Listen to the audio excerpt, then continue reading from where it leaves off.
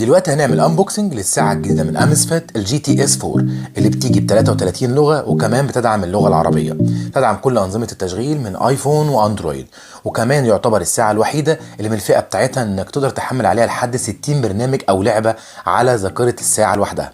بيتم رد على الاشعارات من خلال الموبايل، او ممكن ترد كمان على الاشعارات من خلال الساعة، وده شيء مميز جدا بالنسبة لساعة بالحجم ده. بتيجي من الالومنيوم الخالص، وكمان بتيجي بشاشة 1/65 انش، ومن المميز فيها انك تقدر تحط صوره خلفيه، صوره شخصيه ليك من خلال الابلكيشن بتاعها.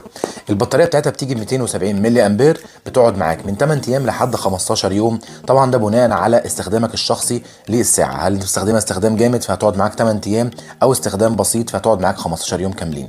كمان ان هي بتنزل تحت الميه بعمق 50 متر فبتتحمل الميه. بتيجي بخاصيه الاس بي او 2، وبتقيس نبضات القلب والاجهاد والنوم، وكل ده بيكون من خلال الابلكيشن بتاعها. لو عجبك الفيديو ما تنساش تعمل لايك وشير.